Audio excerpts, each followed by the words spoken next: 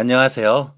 또래치고 젊은 나이에 그것도 가진 것도 없고 배운 것도 없는 제가 지금은 남부럽지 않게 사는 것을 보면 주변에서 자꾸 물어보더라고요. 너는 대체 어떻게 그렇게 잘 나가? 혹은 에이, 부모님이 도와주셨겠지.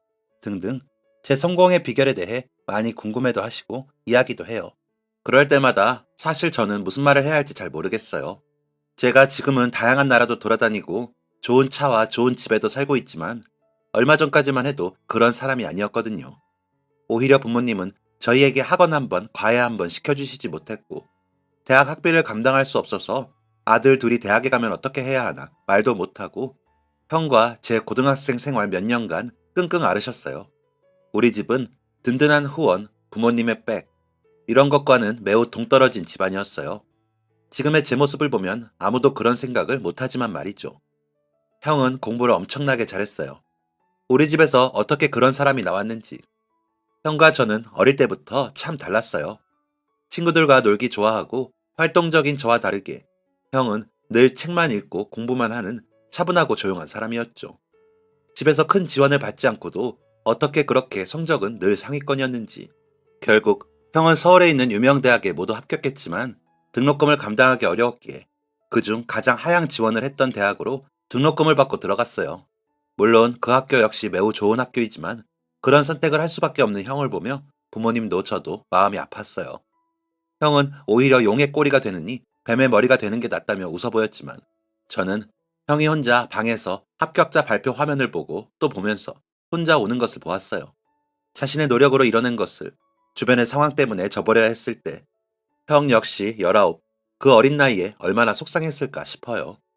저랑은 2살 차이인 형이 어릴 때는 늘 굉장히 어른 같았는데 제가 형의 나이가 될 때마다 느껴요. 아, 형도 참 어렸었구나. 늘 형이라서 어른이라고 느꼈는데 그냥 아이였구나. 그런 집안 분위기에서 저는 자연스럽게 대학 대신 취업하는 방향으로 향했어요. 사실 저는 어릴 때부터 미술을 굉장히 좋아했어요. 그림에 소질이 있기도 했고 가정 수업 시간에 옷이나 가방을 만들 때는 또래 남자애들뿐만 아니라 여자애들보다도 솜씨가 좋아서 칭찬받기도 했죠. 꾸미고 만드는 것을 좋아해 이것저것 알아봤지만 디자인이나 패션 쪽을 공부하려면 돈이 아주 많이 든다더라고요. 미술학원부터 시작해서 예술대학 등록금이 어마어마한 데다가 대부분 유학도 필수처럼 한다고 해서 아, 내가 감히 그냥 좋아한다고 할 수 있는 게 아니구나 하는 생각으로 포기했어요. 그래도 항상 그런 쪽에 관심이 있었기에 혼자 동대문이나 명동, 남대문 등등 발품을 팔며 구경 다니기도 하고 알바비를 모아서 좋은 브랜드는 아니지만 시장에서 예쁜 옷이나 신발, 액세서리들을 하나씩 사서 입고 다니기도 했어요. 입던 옷 중 어머니가 쓰시던 재봉틀이나 손바느질로 수선해서 리폼을 해 입기도 하고요. 고등학교를 졸업하기 무섭게 바로 군대를 다녀오고 그 후 돈이 되는 일들은 다 했어요. 특히 야간에 하는 일들이 수당이 더 좋았기에 주로 호프집, 술집, 클럽 등등에서 아르바이트 했었죠. 그러면서 좋아하는 일도 하고 싶어서 일주일에 2번은 낮에 압구정에 있는 옷가게에서 일했어요. 제가 한 번도 사보지 못했던 금액대를 아무렇지 않게 사는 손님들을 볼 때면 저 자신과 큰 차이가 느껴져서 그 격차에 슬프고 괴로울 때도 있지만 그래도 시즌이 지난 옷이나 가방, 신발, 모자들을 직원 가격까지 더해 아주 저렴하게 구입할 수 있게 해주기도 하셨고 샘플로 들어온 상품들은 사장형이 그냥 공짜로 주기도 했어요. 저는 키가 크고 좀 마른 편이라 사장형이 온라인에 판매할 상품들을 저한테 코디해서 사진을 찍어 사이트에 올리기도 했어요. 모델료도 주고 어차피 얼굴은 자르고 올리기에 크게 상관하지 않았죠. 게다가 시즌의 신상품을 먼저 입어볼 기회라서 정말 좋았어요. 또 사장님이 어떻게 옷과 다른 아이템들을 코디하는지도 배울 기회였죠. 또 틈틈이 온라인 마켓에 판매하는 방법도 알려주고 제 페이스북이나 패션 카페 같은 곳에 업로드해두면 나중에 도움이 많이 될 거라고 인터넷에 멋지게 사진을 올리는 법들도 알려줬어요. 스타일이 좋다며 생각보다 반응도 꽤 좋았죠. 그때쯤 형은 의대 공부를 하고 있었는데 아르바이트 하면서 학교 공부를 하다 보니 많이 무리했나 봐요. 하루는 과로로 코피를 흘리면서 쓰러져서 응급실에 실려갔더라고요. 부모님이 걱정하실까봐 저한테만 전화해서 혹시 병원비를 좀 빌릴 수 있는지 물어보는데 오랜만에 만난 형은 몰골이 사람의 형상이 아니었어요. 가뜩이나 마르고 하얗던 사람이 정말 마르다 못해 삐쩍 골아서는 창백하더라고요. 저는 마침 알바비를 받았던 터라 형의 병원비를 대신 내주었죠. 밥이라도 먹고 가라며 들린 형의 집에는 벌써 코피를 몇 번이나 흘린 건지 피가 묻은 휴지가 쓰레기통 가득 있었어요. 냉장고에는 반찬이랄 것도 없이 우유 한 통, 엄마가 싸준 김치 한 통, 계란 몇 알이 전부였어요. 형, 너는 밥도 안 먹고 사냐? 밥은 학교 식당에서 먹어서 그래. 잘 챙겨 먹으니까 걱정하지 마. 어휴, 그러니까 코피를 그렇게 흘리고 다니지. 밥은 있냐? 냉동실에 얼려둔 거 있어. 저는 호프집이랑 술집에서 일하며 안주 만들 때 거들던 실력을 뽐내기로 했어요. 냉동실에 있는 밥을 꺼내 김치랑 계란을 넣고 김치볶음밥을 만들었죠. 형은 옆에서 라면을 꺼내오더니 끓이더라고요. 맨날 라면만 먹고 사는 건지 서랍장 안에 라면은 몇 개 들어있더라고요. 알바도 한다며 벌어서 다 어디에다가 쓰냐? 밥이나 좀 제대로 챙겨 먹지. 밥 잘 챙겨 먹어. 걱정하지 마. 집에 가서 괜한 소리 하지 마. 평소에 밖에서 잘 챙겨 먹고 다니니까. 요리 실력이 형편없어서 안 해먹고 사는 거야. 너야말로 괜찮아? 밤에 일하는 게 쉬운 일이 아닌데. 난 괜찮아. 어릴 때부터 나 건강하고 튼튼한 거는 타고났잖아. 형이 똑똑한 머리 다 가져갔으니까 난 몸이라도 튼튼해야지. 다행이다. 힘든 일 있으면 연락하고. 다음 달에 장학금 받으면 병원비 갚을게. 됐어. 얼마 된다고 갚기는 뭘 갚아. 나중에 의사 선생님 되면 그때 용돈이나 많이 주세요.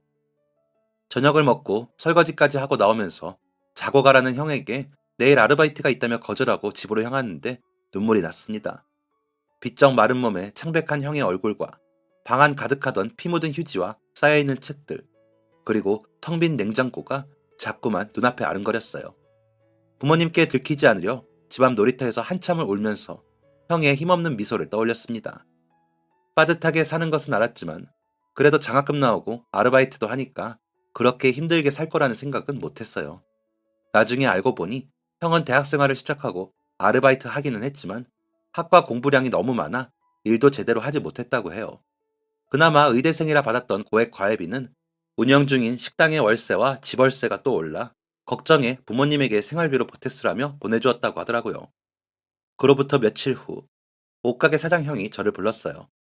형은 아는 지인과 함께 해외에서 패션 사업을 하려고 구상 중이었는데 이야기가 잘 풀려 필리핀으로 가게 됐다고 하더라고요. 최근 한류의 인기 때문에 그쪽에서 한국 패션에 대한 수요가 많아졌다고 해요. 그래서 아예 필리핀으로 넘어가게 되어 지금 운영 중인 매장은 문을 닫을 거라고 하더라고요. 당장 일자리까지 없어지고 저에게는 아쉬운 소식이었지만 사장 형에게는 너무 잘된 일이라 저는 축하한다는 이야기만 전했어요. 가게를 정리하면서 형이 사진이 잘 나온다며 멋있는 거울이랑 옷, 모자, 신발, 스카프 등등 패션 아이템들도 챙겨주고 카메라까지 하나 챙겨줬어요.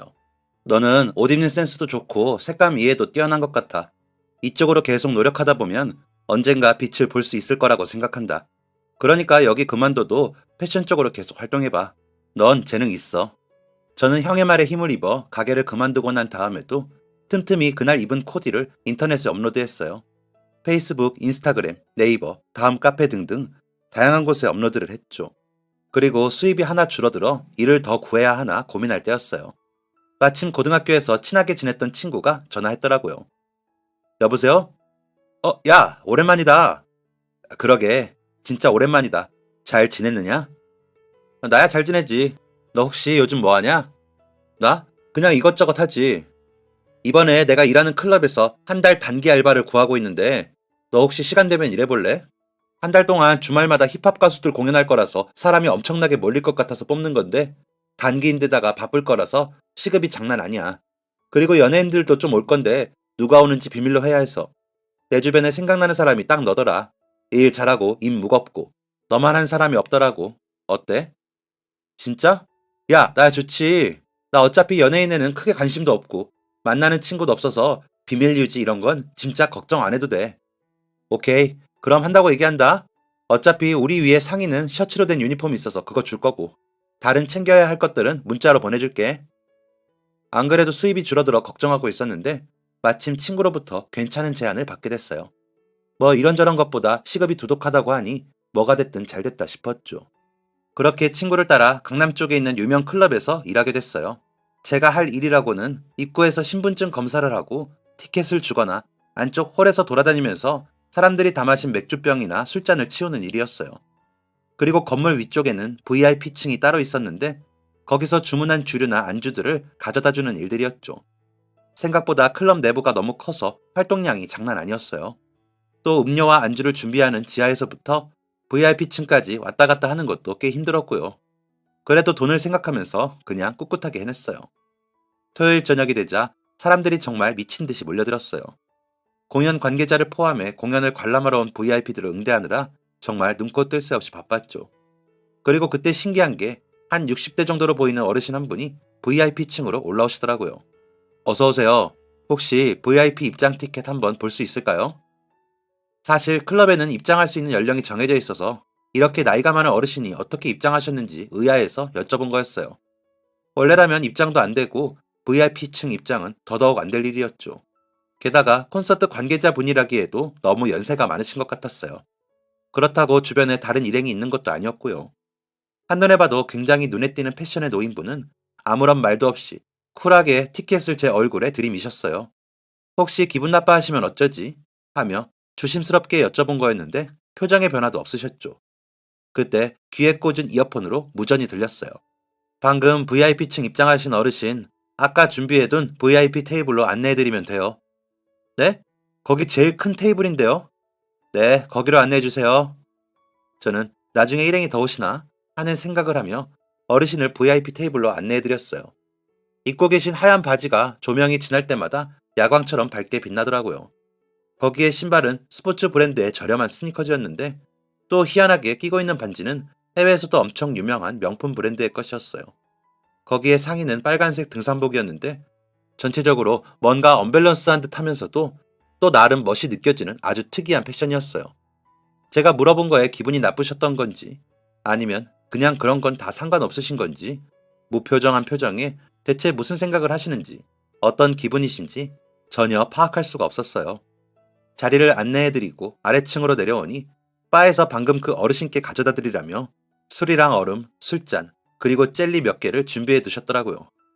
제가 더 놀랐던 건 가장 좋은 테이블에 그것도 가장 바쁜 토요일 밤에 주문하신 술이 저희가 파는 것 중 가장 저렴한 술이었다는 거예요. 이거 맞아요? 맞아, 그거 올려다 드리면 돼. 그렇지만 이거. 그니까. 아니, 지금 제일 피크 타임인데 게다가 저렇게 넓은 테이블에 이거 한 병이 말이 돼? 솔직히 다른 VIP들이면 패키지로 저거 몇십 배까지도 사는데. 아우, 기분 좋으면 팁까지 주고 가는데 저 할아버지 맨날 금요일, 토요일 저녁마다 여기 와서 제일 좋은 자리에 저렇게 턱하니 자리 잡고 앉아서는 이거 한 병 시켜서 금요일, 토요일 이틀에 나눠서 먹고 간다니까. 아, 진짜 저렇게 돈도 안 되는 손님 왜 받는지. 뭐 물어도 대답도 제대로 안 하고. 안주로 나가는 젤리도 꼭 이 브랜드, 이 젤리만 드셔. 지난번에 우리 주문 실수 나서 한번 다른 제품 시켜서 올려보냈다가 슈퍼 가서라도 다시 사오라고 대표님한테 전화 왔다니까. 대표님이랑 아는 사이인 것 같기는 한데, 아니, 아무리 그래도 우리 입장에서는 제일 큰 테이블 떡하니 차지하고 매출도 안 나오면 신경 쓰이지. 괜히 저 할아버지 때문에 주말 매출 안 나온 것 같아서 짜증날 때도 있고. 그런데 또 그러다가도 직원들이 실수로 테이블에 술 쏟은 건 신경도 안 쓰시고, 화도 한 번 안 내시고, 성격이 좋으신 건지 나쁜 건지, 괴팍한 건지 친절하신 건지 도통 종잡을 수가 없어. 옷 입는 것도 좀 특이하고, 그리고 항상 뭔가 묘하게 위아래로 쳐다보는 것 같은 게, 아무튼 좀 기분 나빠. 괴짜야, 괴짜. 직원들은 저마다 그 어르신이 특이하고 대하기 어렵다며 신입인 저한테 응대를 맡기더라고요.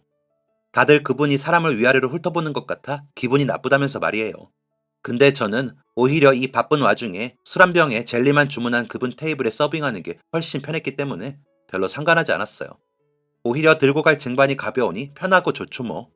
그렇게 저는 밀려드는 인파들 사이에서 VIP 룸을 왔다 갔다 하며 일했어요. 오히려 이게 더 좋다 하면서 기분 좋게 일하고 있었죠. 신나게 일하고 있는데 확실히 지나갈 때마다 어르신이 유심히 쳐다보는 시선이 느껴지더라고요. 뭐 혼자 오셨으니까 심심하셔서 그런가 보다 생각을 했어요. 그때까지만 해도 그분은 그냥 VIP 룸에 있는 손님 그 이상도 이하도 아니었죠. 다른 손님들하고 똑같이 대해드렸고 오히려 어르신 혼자 테이블에 앉아 계신 게 심심하고 외로워 보여서 더 친절하게 대해드렸어요.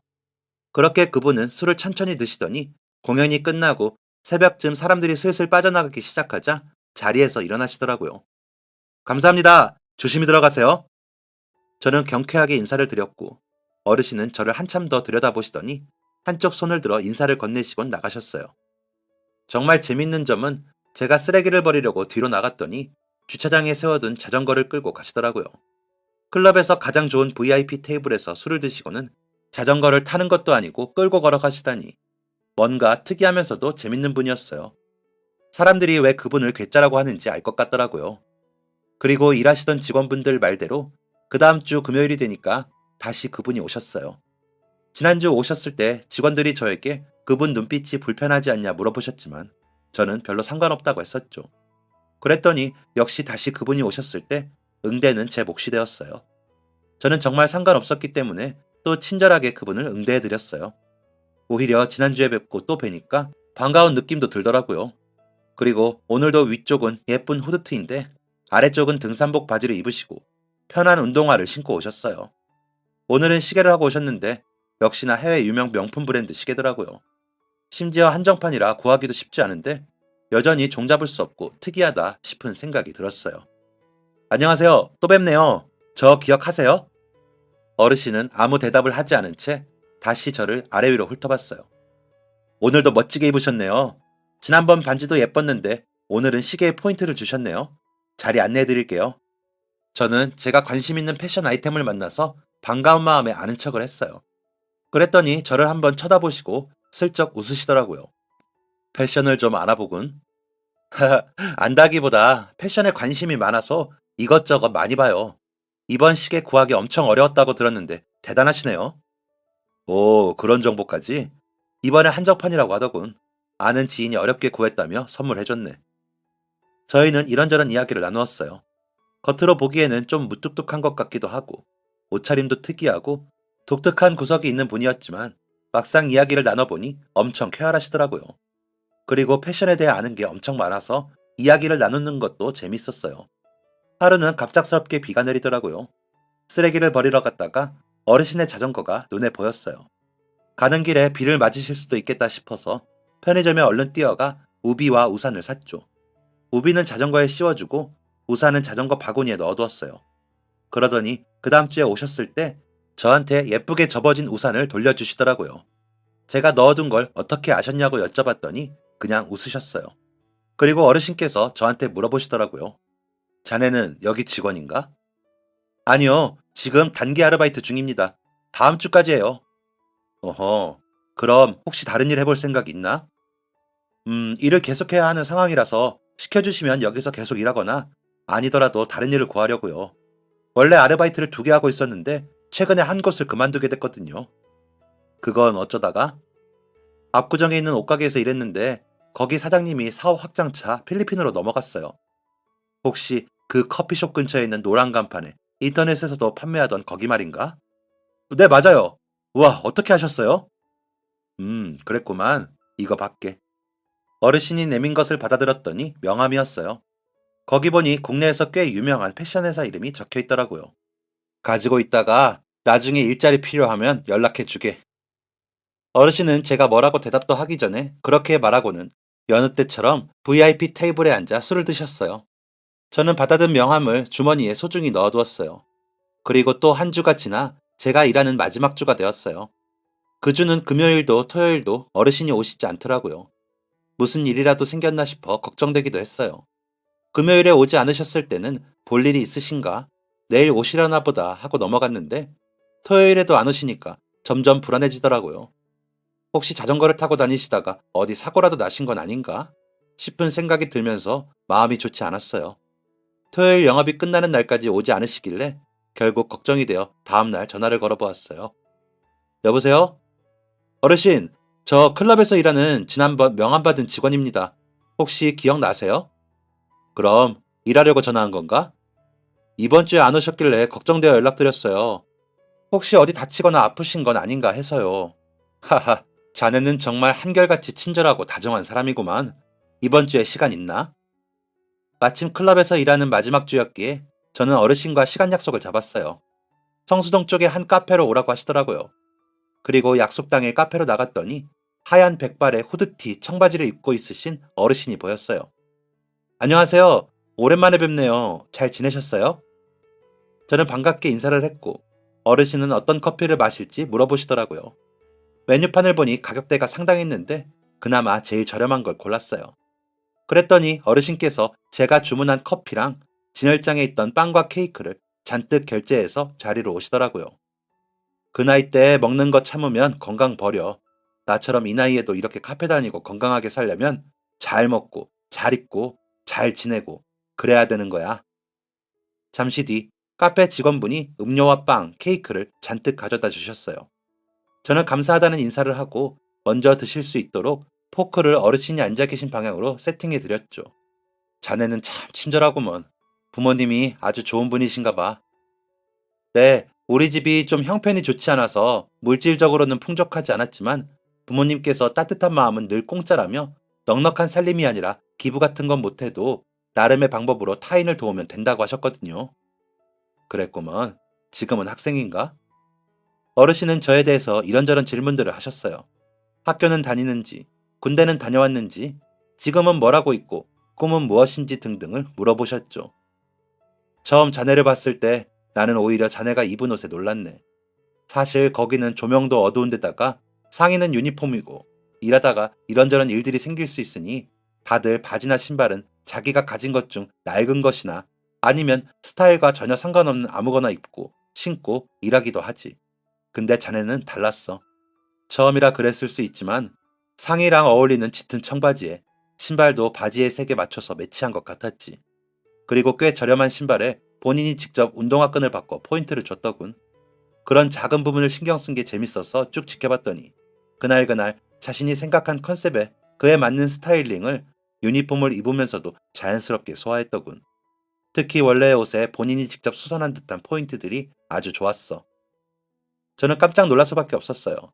어르신이 그동안 저를 유심히 보셨던 게 제가 입고 있는 스타일을 하나하나 캐치한 거였다니 예상하지 못한 일이었죠. 패션에 관심이 있으신 건 알았지만 제가 어떤 것을 리폼하고 그날 무엇을 어떻게 입었는지도 다 알고 계신 게 너무 놀라웠어요. 자네의 성품도 무척 마음에 들었지만 나는 자네의 스타일링도 좋았네. 직접 리폼하는 그 열정과 솜씨도 마음에 들었고 말이야. 전문적이지 않아서 오히려 신선하고. 그래서 틀에 박히지 않아 우리 회사에 필요한 사람인 것 같아 내가 일자리를 제안한 거네. 어떤가? 우리 회사에 들어와서 일해보는 것은? 3개월까지는 인턴 직원이지만 3개월 후 정규직으로 급여도 지금 2개씩 일하는 것만큼 아쉽지 않을 걸세. 저야 이렇게 유명한 패션 회사에서 일할 수 있다면 너무 좋습니다. 너무 감사한 일인데 괜찮으세요? 면접도 안 보고 그냥 직원을 뽑아도 회사에서 뭐라 하거나 사장님이라도 아시면 제 이야기를 들으시더니 어르신은 정말 재밌다는 듯이 호탕하게 웃으셨어요. 너무 크게 웃어 주변의 다른 손님들이 쳐다볼 정도였죠. 자네, 내가 누군지 모르는구만. 네? 네, 죄송합니다. 죄송할 거 뭐 있나? 내가 제대로 소개하지 않았는데. 그런 걱정 때문에 입사를 망설이는 거라면 걱정 말게. 어차피 내가 사장이라 내 결정에 불만을 제기할 수는 있어도 자네를 자르거나 하지는 못할 걸세. 물론 내 마음이 바뀐다면 또 모르지. 네? 사장님이시라고요? 그래. 뭐 사장님이라는 표현보다는 대표라고 많이들 부르긴 하지만 저는 깜짝 놀랄 수밖에 없었어요. 어르신이 대표로 계신다는 그 브랜드는 큰 메인 브랜드를 중심으로 작은 브랜드들이 자회사로 있는 꽤 큰 기업이었거든요. 물론 몇 년 전부터 옷의 퀄리티는 좋지만 디자인적으로 좀 뒤처지는 것 같다는 평가를 받으며 인기가 좀 떨어지긴 했지만 그래도 여전히 이름을 들으면 다들 알만한 브랜드를 가진 회사였어요. 그런 회사에서 저를 스카우트 하다니 이게 무슨 일인가 어안이 벙벙했죠. 그리고 이렇게 좋은 기회를 제게 주신 것도 너무 감사했어요. 저는 무엇이든 열심히 일하겠다고 했고 며칠 뒤부터 성수동에 있는 사무실에서 일하기로 했어요. 아, 그리고 숙제가 하나 있어. 자네가 두 번째 주 토요일에 입었던 바지가 아주 괜찮더군. 그걸 판매한다면 어떤 디테일을 추가하거나 빼고 싶은지, 색상은 어떻게 하면 좋은지 한번 생각해서 가져와 보게. 네, 그렇게 하겠습니다. 감사합니다. 정말 감사합니다. 그리고 혹시 실례가 안 된다면 남은 빵이랑 케이크를 제가 포장해 가도 될까요? 저희 형을 좀 가져다 주고 싶어서요. 내가 여기서 자네한테 카드를 주고 사고 싶은 걸 사가라고 해도 자네는 눈치가 보여서 실컷 사지도 못할 테니 기다려 보게. 그러더니 어르신은 카운터로 가서 제가 앉은 테이블을 가리키고 직원과 이야기를 나누시더니 자리로 돌아오셨어요. 포장해 갈 수 있게 직원이 챙겨줄 걸세. 그럼 우리는 첫 출근 날 보세. 그러더니 어르신은 손을 흔들어 인사하시고는 카페 앞에 세워진 자전거를 타고 가셨어요. 잠시 뒤 직원분이 와서 제가 앉은 테이블 위에 올려져 있던 빵과 케이크를 가져가서 포장해 주셨는데요. 다시 돌아오실 때 가져오신 빵과 케이크가 양손을 가득 채울 정도의 봉지더라고요. 대표님이 결제하고 가신 거예요. 그리고 이건 양손 무거우니까 갈 때 택시 타고 돌아가시라고 주고 가신 현금입니다. 저는 손에 봉투까지 받아서 들고 양손 가득 빵과 케이크를 들고 나왔어요. 그리고 형에게 연락해 자취집에 방문했죠. 형 역시 제 손에 들린 것들을 보니 깜짝 놀랐어요. 이게 다 뭐야? 오늘 면접 봤는데 거기 대표님이 사주셨어. 저는 무거웠지만 오는 길에 대중교통을 타고 왔어요. 그리고 대표님이 주신 돈으로 형을 위해 치킨을 주문했어요. 그날 밤 저희 형제는 정말 오랜만에 맛있는 음식을 잔뜩 먹고 밤새 밀린 최근 이야기부터 오랫동안 묵혀왔던 어릴 때의 옛 추억들까지 회상하며 대화하다 기분 좋게 잠이 들었습니다. 그리고 다음날 형을 설득해 부모님을 뵈러 갔어요. 남은 돈으로는 오랜만에 약국에서 부모님 영양제를 구입해서 식당으로 찾아갔습니다. 밤낮이 바뀐 생활을 하느라 한 집에 살면서도 얼굴 볼 일이 잘 없었는데 오랜만에 보는 아들들을 두 분 다 무척 반가워하셨어요. 정말 오랜만에 온 가족이 둘러앉아 밥도 먹고 제가 유명 패션 회사에 취업이 되었다는 이야기를 해드렸더니 너무 잘 됐다고 축하한다고 기뻐해 주셨어요. 그리고 집으로 돌아와 출근 전날까지 대표님이 내주신 숙제를 열심히 했어요. 제가 가진 것에서는 표현할 수 없었지만 이건 상상이니까 원하는 원단, 패턴, 색상, 사이즈 등등 제가 진짜로 만들어내고 싶었던 바지를 마음껏 디자인했죠. 그러면서도 해당 브랜드를 이용하는 고객의 연령을 생각해서 너무 부담스럽지 않은 가격대로 나올 수 있는 바지를 기획했어요. 출근 첫날 편하게 입고 오라는 대표님의 연락에 저는 정장 대신 제가 평소 좋아하는 스타일로 차려입고 회사로 갔습니다. 회사는 패션 회사라 그런지 입구에서부터 다양한 옷을 입은 사람들이 있었어요. 정장을 입은 사람도 있었고 캐주얼이지만 잘 차려입은 분들도 있었고 또 완전히 추리닝 스타일로 편하게 입은 사람들도 있었죠. 이런 게 패션 회사구나 감탄하면서 전날 대표님이 이야기해주신 층으로 올라갔어요. 제가 올 것을 알고 일하고 계신 직원분들이 제 자리까지 마련해 두셨더라고요. 이렇게 큰 회사의 사무실에 내가 앉아있다니 다시 생각해도 꿈만 같았습니다. 숙제는 가져왔겠지? 갑자기 뒤에서 불쑥 나타난 대표님이 이야기하셨어요. 저는 직접 만든 바지와 그림과 글씨가 잔뜩 들어간 스케치북을 들어 보이며 자신있게 대답했습니다. 그러더니 그럼 바로 가자며 직원분들과 함께 회의실로 저를 데려가셨어요. 그리고 제가 준비해온 것을 편하게 이야기해보라고 하셨는데 회사에서 이런 발표를 한다고 들었지만 저에게는 모든 게 처음이라 잔뜩 긴장했어요. 그랬더니 앞에 직원분께서 그러시더라고요. 그냥 여기 있는 저희가 다 친구라고 생각하고 편하게 이야기하시면 돼요. 진짜 편하게 해도 돼요. 그 이야기를 듣고도 여전히 떨렸지만 제가 디자인한 바지와 스케치북에 그려진 그림, 글씨들을 설명하기 시작했어요. 예전에 옷가게에서 일할 때 고객들에게 옷을 설명하던 것과 같은 거라며 마음을 가라앉히며 차분하게 설명을 이어갔습니다. 긴장이 좀 풀리기 시작하니 웃음도 나오고 농담도 조금씩 생각나더라고요. 그렇게 저의 어설픈 첫 발표가 끝나고 많은 분이 어떻게 이렇게 잘하냐며 칭찬하셨어요. 방금 출근한 직원 같지 않다며 놀라워하셨죠. 그리고 한 직원분이 물으시더라고요. 혹시 다음 카페에 스타일 사진 올리시지 않으세요? 저는 깜짝 놀라 얼굴도 공개되지 않았는데 어떻게 아냐고 여쭤보니 제가 올렸던 옷과 같은 티셔츠를 입고 있어서 알아챘다고 하셨어요. 근데 더 놀라운 건 그분들이 다들 제 페이스북과 카페 활동을 안다고 하시더라고요.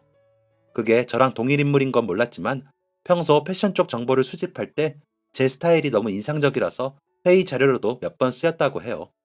뭔가 다들 들떠서 저에게 그 사람이 맞냐고 너무 잘 보고 있다고 하시는데 갑자기 연예인이라도 된 듯한 기분이 들었어요. 그리고 다시 이어서 제가 디자인한 바지를 어떻게 상품화시키면 좋을지 이야기 나눴어요.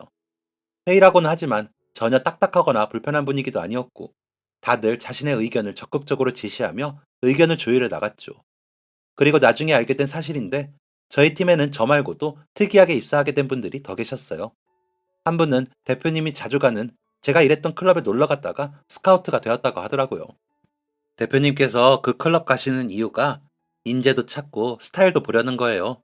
워낙 유명한 곳이다 보니 거기 오는 사람들은 다들 스타일도 잘 차려입고 오고 아무래도 저희 브랜드가 타겟으로 하는 연령대의 사람들이 오는 곳이다 보니 요즘 사람들은 어떤 스타일에 관심이 있고 음악, 취향 등등 전체적인 그 세대의 특징들을 찾으려는 거죠.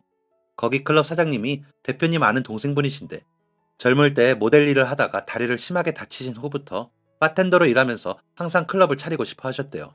먼저 자수성가한 대표님이 크게 투자하셔서 그 덕에 그렇게 좋은 자리에서 클럽을 운영하실 수 있게 된 거죠. 그래서 항상 가면 극진히 대우받으세요.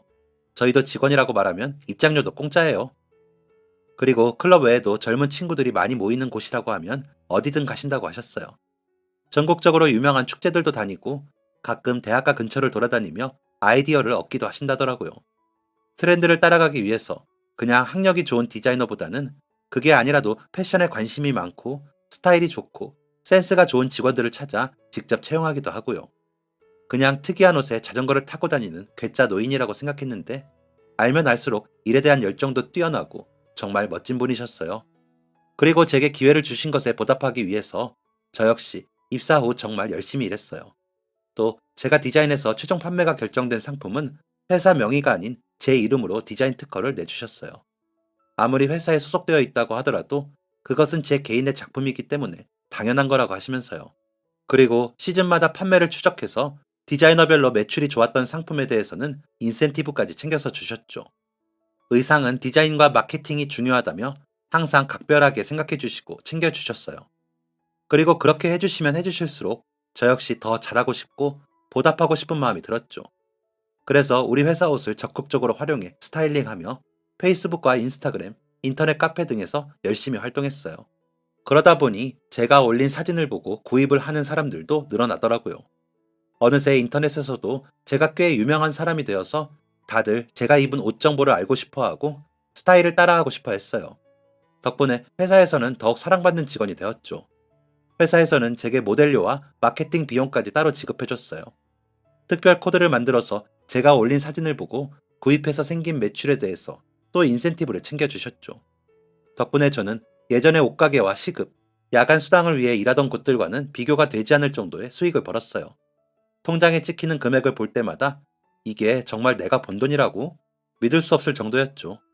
회사는 직급이 없이 팀으로 일하던 곳이었지만 제 대우는 웬만한 상사분들보다 좋았어요. 우리 부서에서 저와 비슷한 스타일을 추구하는 분들을 따로 모아 MZ세대를 겨냥한 트렌디한 의류 라인을 제작하는 팀을 아예 만들어 주셨죠. 그 중에서도 제가 가장 어리고 최근에 입사한 직원이었지만 다들 저를 아껴주시고 사랑해주시고 제가 들어온 덕분에 저희 브랜드가 이미지를 회복했다며 늘 저를 복덩어리라고 부르셨어요. 그 덕에 저는 형의 등록금도 보탤 수 있었어요. 형은 부담스러워서 받지 않겠다고 한사코 말렸지만 저는 형이 의대를 잘 졸업해야 저희 집안이 다 살아나는 거라고 설득했어요. 입사한 지 2년을 채울 무렵 필리핀으로 넘어간 예전 옷가게 사장 형에게 연락이 왔어요. 최근 제가 인터넷에서 좀 유명해지면서 제가 입은 옷을 따라하고 싶어 하는 친구들이 있다고 하더라고요. 그러면서 한류에 대한 관심과 한국의 스타일을 원하는 필리핀 젊은 세대들의 설문조사를 통계로 만들어서 저에게 이메일로 보내줬어요. 저는 여러 팀원과 회의를 거치고 많은 사람과 이야기를 나누었어요. 그리고 마케팅 담당자분이 이 사실을 대표님에게 전달해 드렸죠. 대표님은 몇 주를 깊이 고민하시더니 제가 속해 있는 라인을 먼저 수출해 보자고 하셨어요. 마침 그 나라에서 의류 사업을 하는 사장형이 있는 덕분에 저희는 사장형이 운영하는 가게에 먼저 소량으로 판매를 진행하기도 했어요.